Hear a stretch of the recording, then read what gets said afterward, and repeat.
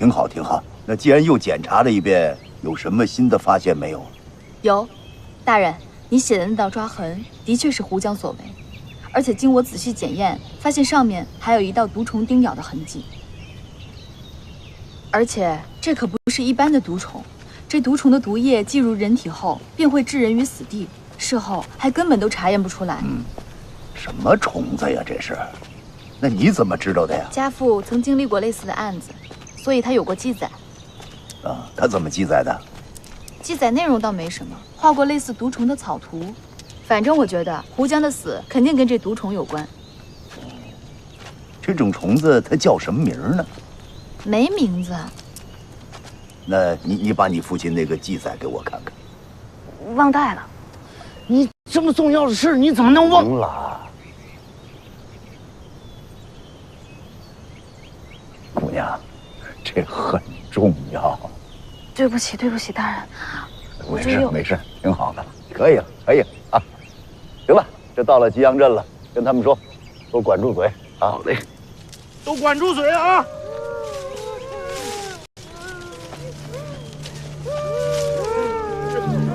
老爷啊，看来今儿个不宜出门啊。人生一世，草木一秋啊，都有凋零的时候。来，给人家让让道。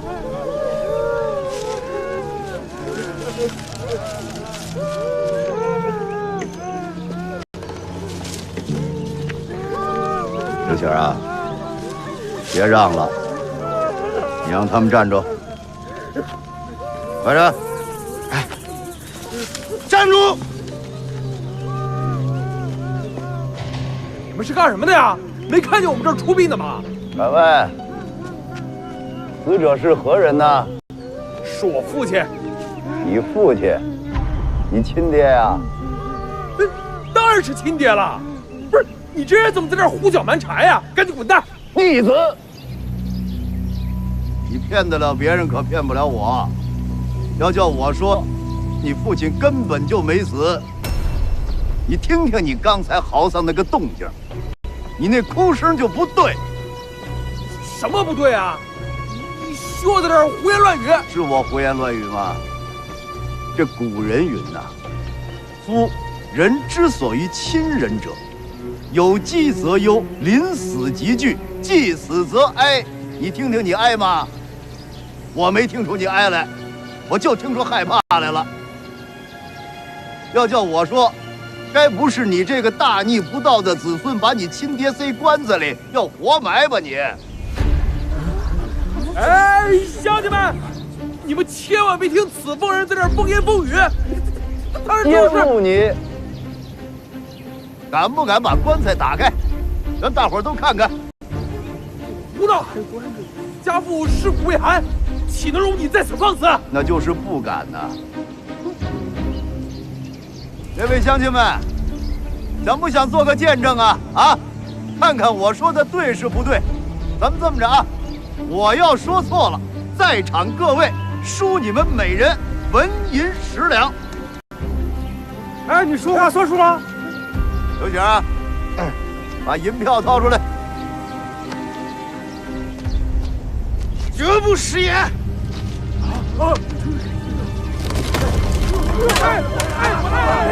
乡亲们，乡亲们，在侮辱你家父呀！别！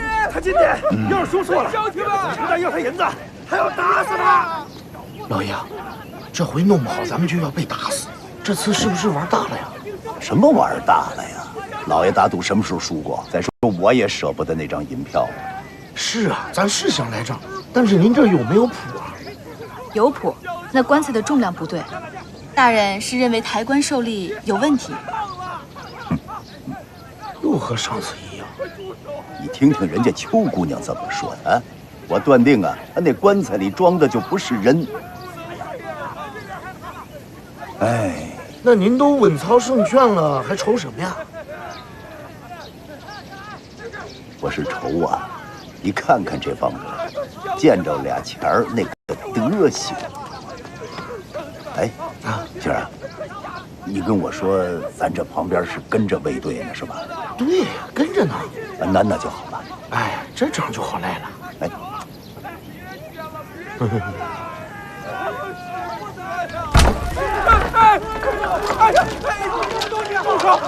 手！不能抢，不能抢啊！哎呀！哎，看看，看看，别抢了，别抢了！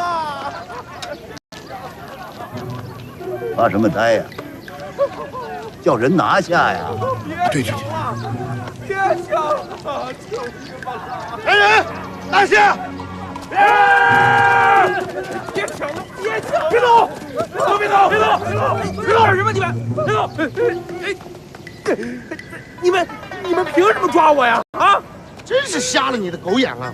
这位是朝廷的钦差大人刘墉，刘大人。哎，也可能不是。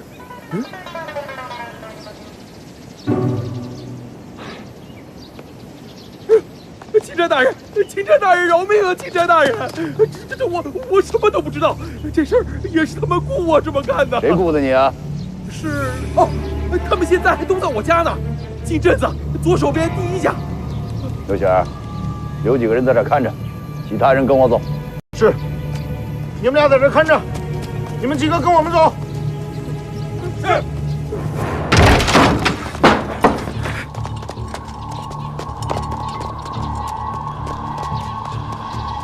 大人，你们发现一具死尸。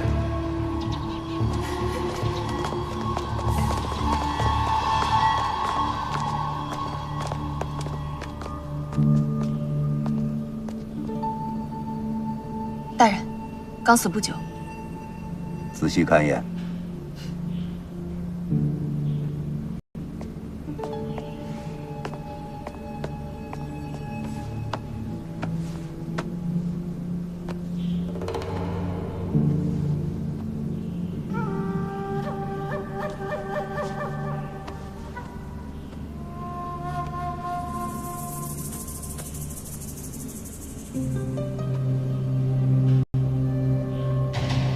大人，这尸体的死亡迹象跟胡江同出一辙，而且脖颈处也有一个毒虫叮咬的痕迹。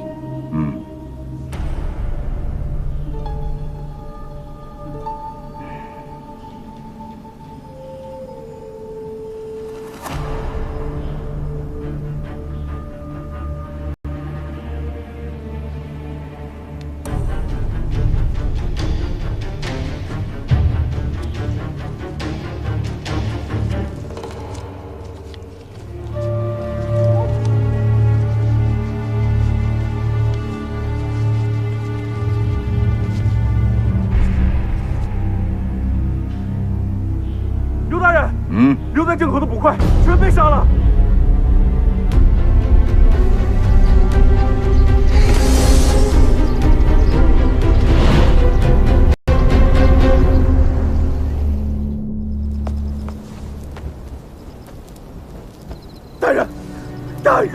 大人饶命啊！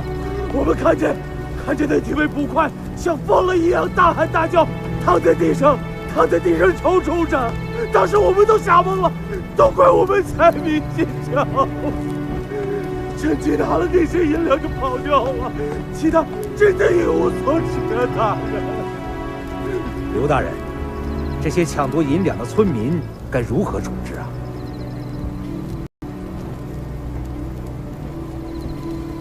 他们也是见财起意，便是初犯，从轻发落吧，一人20大板。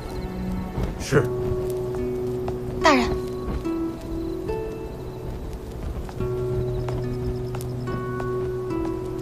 大人，这些尸体上也发现了毒虫的咬痕。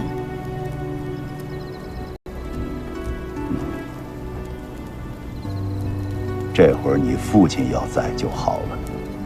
对不起啊，大人，我要带着那手册就好了。没事儿。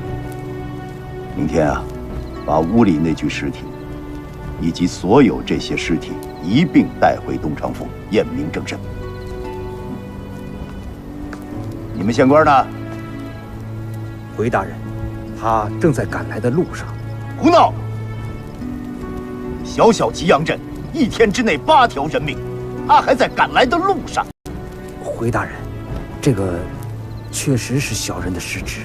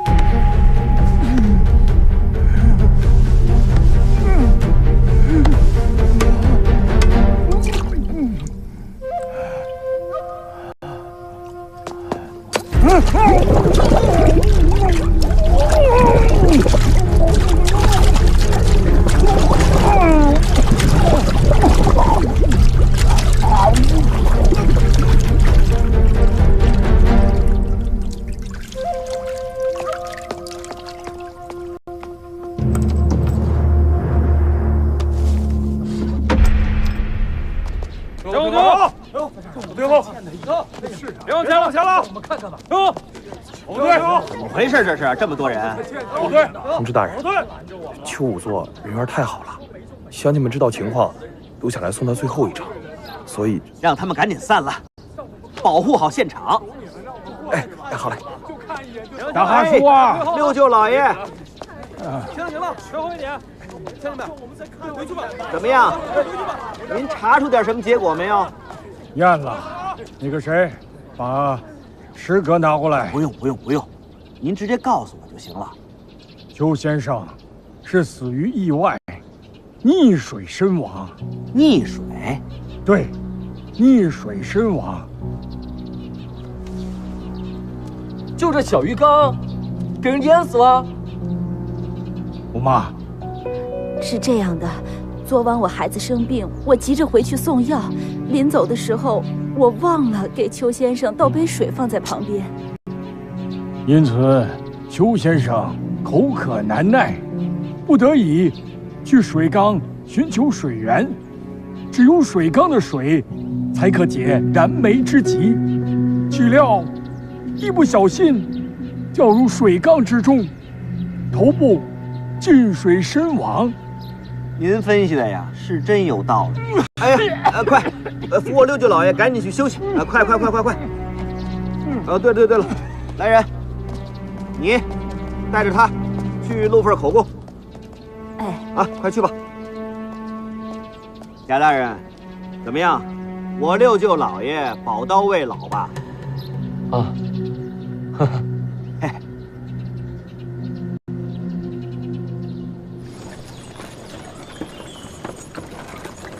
站住！不能让他们过去啊！你们是什么人啊？我还想问你们是什么人呢？你们这车上拉的都是尸体吧？你们这拉这么多尸体，万一有个瘟疫，你让我们怎么办？乡亲们，不能让他们过去啊！各位乡亲们，有劳啊！这车上拉的呀是尸体不假，但是呢，这些人绝非是病死。好，告诉各位啊，这些尸体啊跟咱们东昌府一个案子有关系。现在拉他们进城呢，是要到府衙去验尸，其他的不方便说了，还望各位乡亲们行个方便啊。那可不行，你说不是病死，你把布扯开，让我们看看先。对，让我们看看。这位小哥，这还真不能答应。不是你谁呀？在下呀，项武，你别在这胡搅蛮缠。大人，这人我认识。有什么事儿一会儿再说，你们先走开。小邱姑娘，东昌府衙办案，事关重大，能不能让开呀？小邱姑娘，你赶紧回去看看吧，你家出大事了。别在这胡说了。孟楠，姑妈，您怎么来可了？回来了，快回家去看看吧。邱先生他怎么了？他昨天晚上走了。孟楠，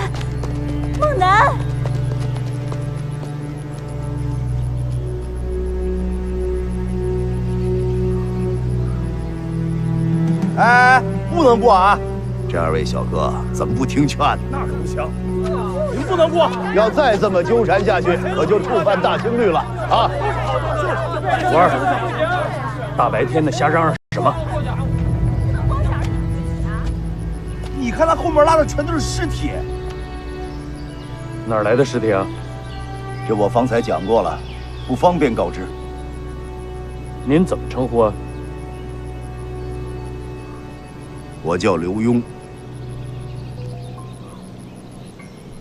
您是左都御史刘墉？不错。大人大名如雷贯耳，在下早有耳闻。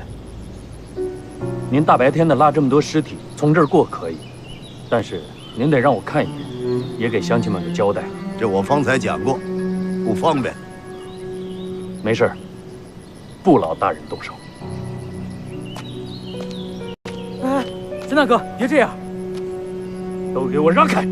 秦大哥，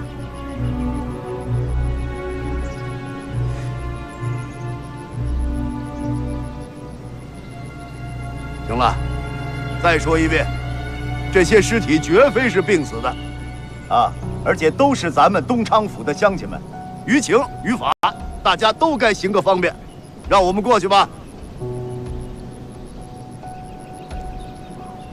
秦大哥，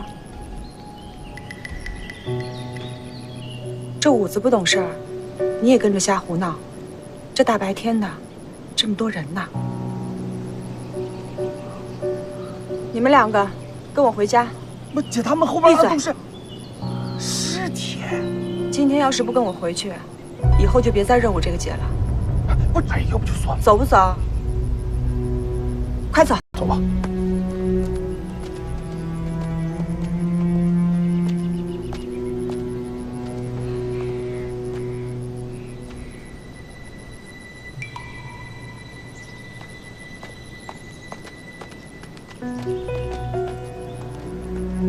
姐儿啊，走，走了。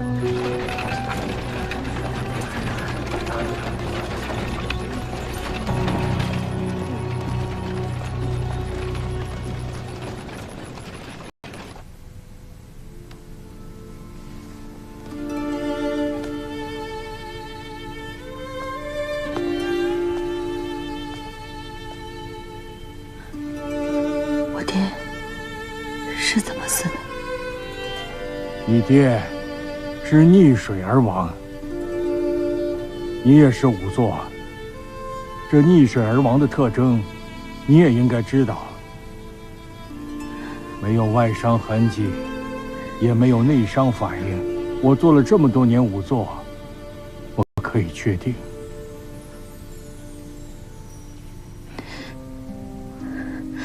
庄仵作，你能让我单独陪会我爹吗？好，姑娘，节哀。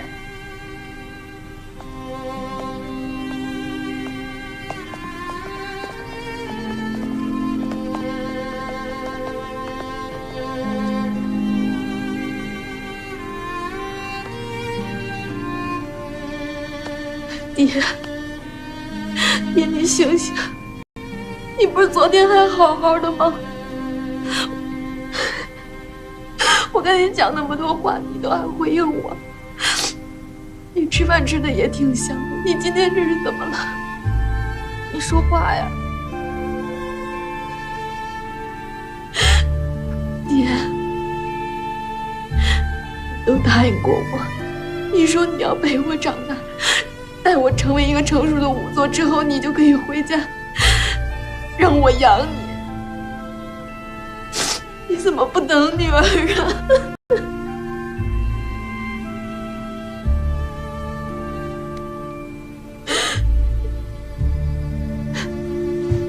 爹，你醒醒！你能不能睁开眼看看我？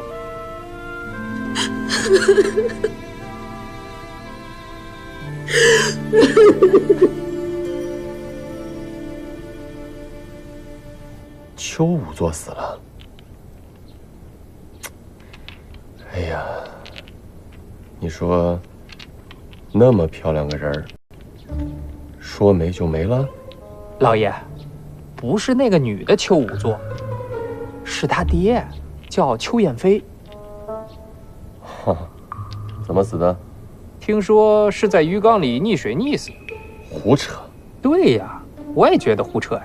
多大个鱼缸能把人溺死？我听说是脸盆那么大的。老爷，此案必有蹊跷。不是这个事儿，怎么没人告诉我呢？老爷，您是钦差大臣，咱是专门跑过来侦办假传圣旨这样的大案，死个仵作这样的小事情，谁敢劳烦您呢？贺福，哎，你说你跟着我这么多年啊，一点真本事都学不会。老爷，我该死。就这个拍马屁的功夫啊，拍的我还挺舒服啊。报，何大人，慌慌张张的干什么呀？刘大人回来了。刘墉回来了。刘大人他带了一堆尸体回来。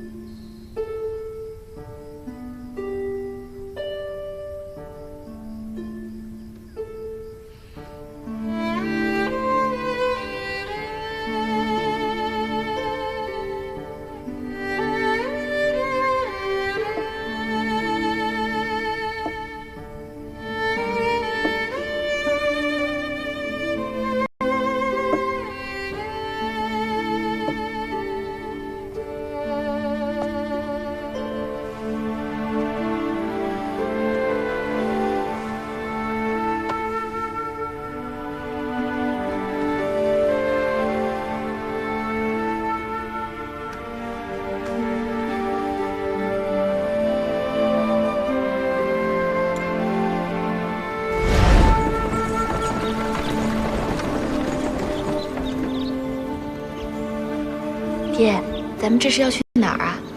回老家去。回老家？真的啊？咱们都好久没回去了。爹在老家东昌摸了份差事，以后天天陪着你，我们再也不分开了，过踏实的生活。太好了，这样我就能天天跟您待在一起了。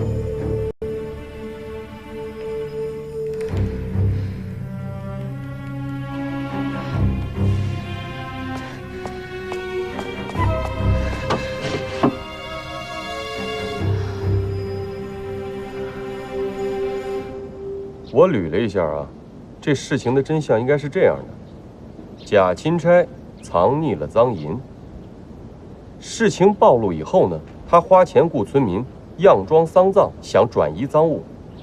对了，刘大人，您收回的那些银子，数目不对吧？我调查那个假钦差搜刮的财物可是数不胜数啊。我就找着这么些。行。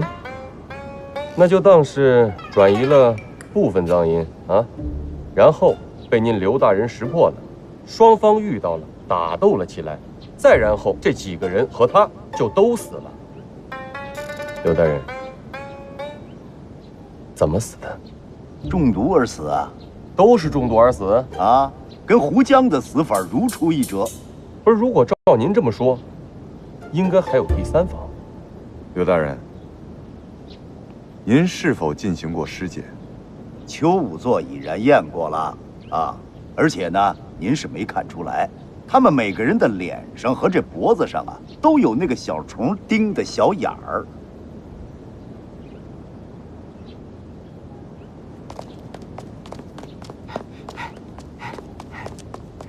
刘大人，叫小人何事啊？大和苏啊，你帮我看一下，查抄蔡永昌府那天，可有这人呢？哎，这不就是那个假御史严秉正吗？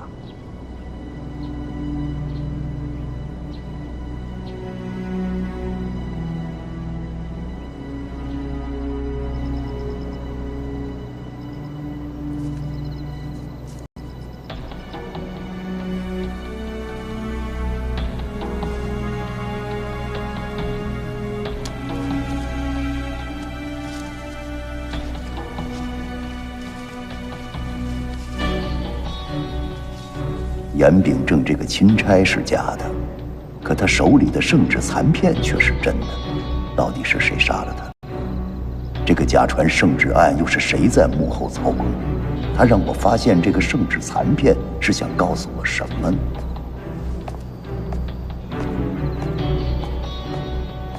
刘大人，刘大人，身体好些了吗？何大人，我这个病啊，淤积所致啊。这案子，您当真就一点线索都没有吗？一点线索也没有啊！这不本来以为找着蛛丝马迹了，你看这一下完全断。可您刘大人是朝中数一数二的能臣，这案子要是您都办不了，怕是就没人能办了。行，何大人，都这时候了，别开玩笑了。皇上交的差事，现在办成这样，这脑袋都快保不住了。刘大人言重了，皇上知道此案事关重大，非常人能处理，这才专门派了刘大人前来查案，派了和珅从旁协助。暂时遇到了困难，也是情理之中的嘛。何大人，你我同朝为官这么些年，都到这时候了，你得帮我拿个主意呀。这主意我可拿不了。您是专人专办专案，我就是个从旁协助的，一切事情啊，您一人定夺。我定夺什么呀？我现在我一点主意没有啊！我现在是刘大人，实不相瞒啊，和珅这几日也是寝食难。皇上给的期限马上就要到了，咱们要真是一点线索都没有，你我都是难辞其咎啊。所以我想了又想啊，不如我先回京面圣啊，跟皇上那儿好好求求情，争取给咱俩多宽限几日。您在这儿安心休养，相信假以时日，您必定有所进展。事到如今也只好如此吧，那就有劳何大人。刘大人客气，那我收拾收拾，即刻启程。好，何大人慢走啊。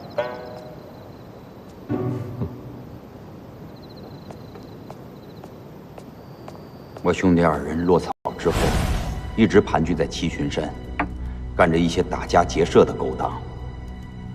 后来，上一任东昌知府被调走，蔡永昌接任，他派人找到我们，说要跟我们谈合作。他负责保护我们，负责在每次官兵围剿的时候提前通知我们，而我们则负责替他排除异己。排除异己。对，去年3月，赴唐知县傅德在家中死于非命，那就是我们干的。你说这福德是不是山东巡抚傅国泰的侄子呀？正是。好家伙，你们这个连巡抚的侄子都敢杀啊！可以。我们这也是后来才知道的。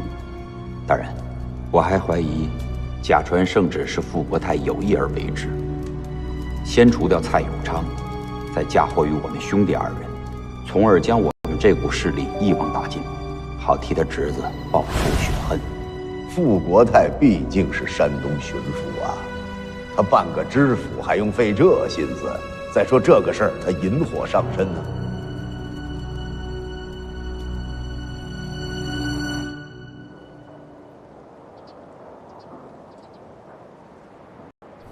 你说刘墉病得不行了？刘大人确实病倒了3日，之后，他便说需要休息，不方便办案。可奴才看，离您给的20天的期限剩没几天了，就着急先行回宫面圣，向您说明情况。好，朕知道了。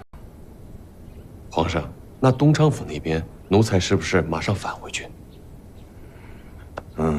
不用了，你车马劳顿，回去休息吧。3天之内，刘墉要是破不了案的话，朕自然会找他。这，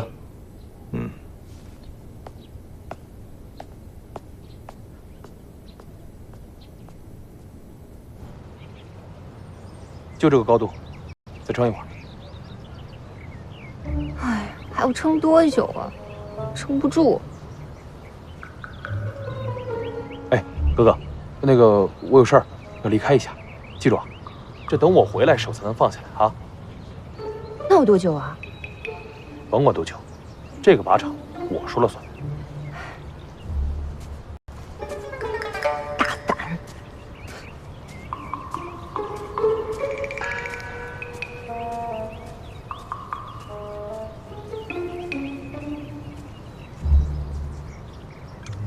七仔，哎，过来。哥哥，你怎么给放下了？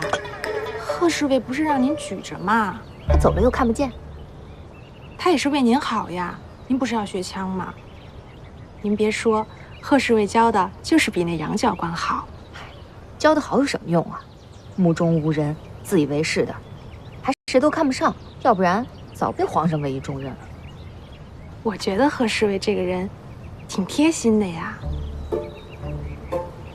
哟，你怎么看出来的呀？他自小啊无父无母，被我爹收养，我怎么没看出来他暖啊？也是没见过他那狼狈的样子啊！贺侍卫还有狼狈的样子，那我真是想象不出来。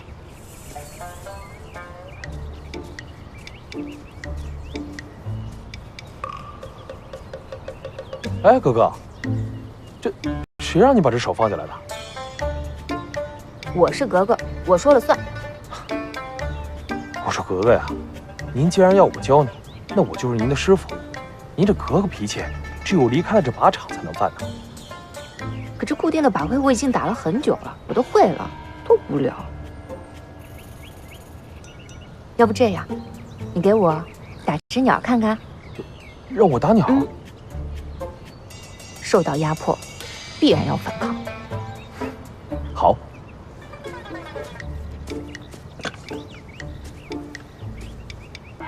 打个鸟，那还不是手拿把掐的？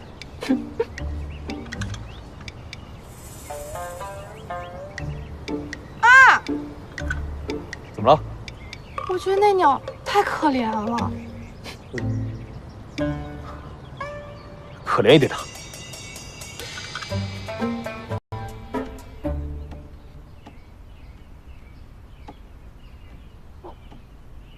皇上，之前奴才跟您说那事儿，您什么事儿？皇上，六王爷刚刚说，想让婉儿格格去趟山东。哎呦，奴才张嘴，张嘴。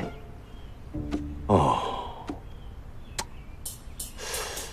不是朕不想答应你，实在是依照大清的律例，婉儿格格是王府的家眷，岂能随随便便离开京城啊？是，皇上您说的这些，奴才都明白。就是我们家婉儿脾气，您也知道，我这脾气不好交差。回去歇着吧。哎，这。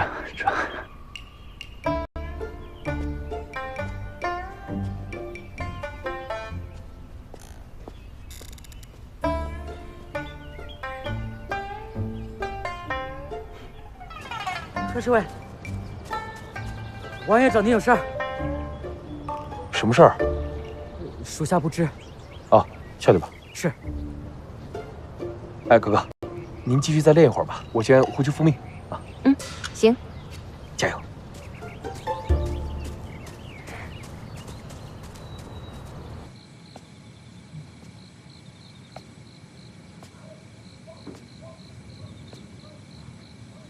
我看这个贾御史查蔡永昌府一案，同时呢还有一个叫三娘索命案。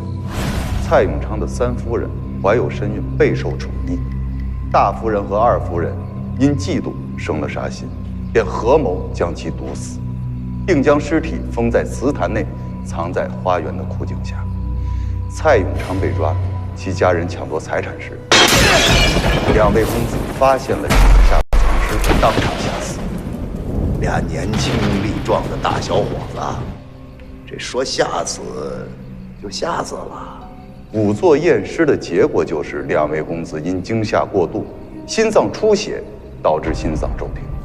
两位夫人也因悲伤过度，同时又自觉难逃法网，便上吊垂死自杀。俩人一块现在，完之后一块上吊。老爷，你都想了一个晚上了，早点休息吧，别把身体熬坏了。多拿什么？来，坐下，跟老爷聊会儿天。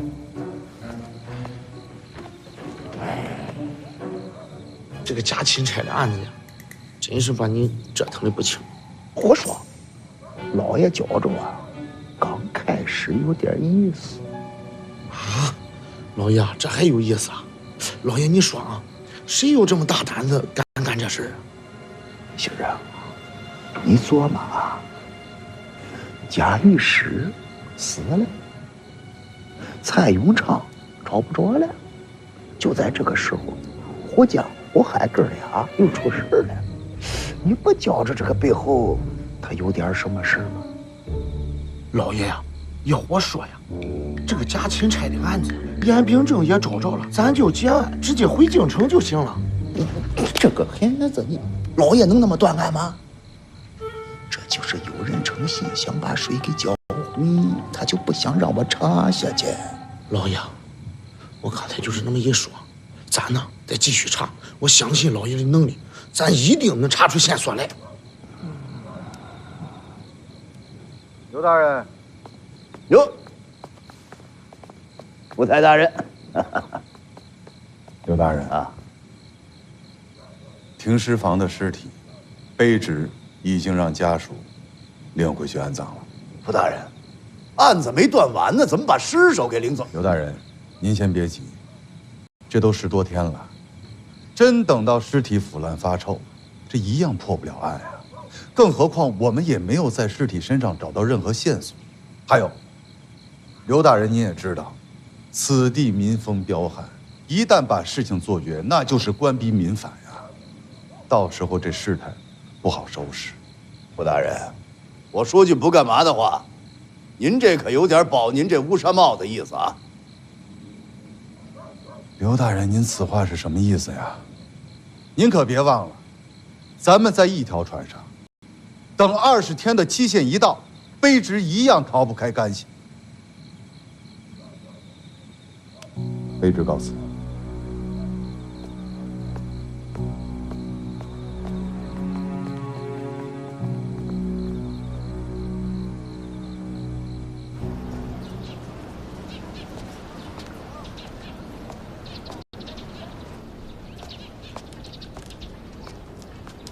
啊，您好。您找哪位？啊，我找邱仵作，他在家吗？他已经去世了。我知道，我知道。您是？我姓刘，邱仵作和他的女儿都是我的属下，今日过来看看。哦，是这样啊。哎，我是邱家的老邻居，大伙都叫我吴妈。哦。自从邱先生瘫痪以后，一直都是我来照顾他的生活。哎，那您这是？哎，这不是邱仵作过世之后，我们一直也没来，今天特地到访前来慰问。哎呀，您来得太好了！您快到屋里去看看孟楠吧。自打邱先生下葬以后，他就一直把自己关在屋子里不出来。我每天给他送过去的饭菜几乎都是原封不动的。您说呀，要是再这样下去，可就又要出人命了。是。好，那我进去看看。啊，您请。梦楠，梦楠，梦楠，有人来看你了。梦楠，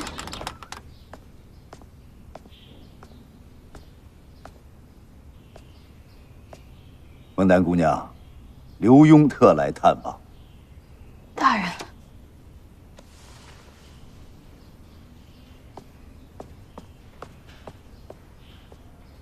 大人，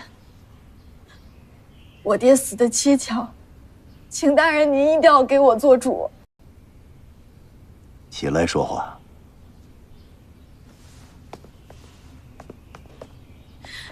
大人，您记不记得我跟您说的那个画有毒虫图案的手册？我本来想要仔细研究，可是这次回来发现那不见了。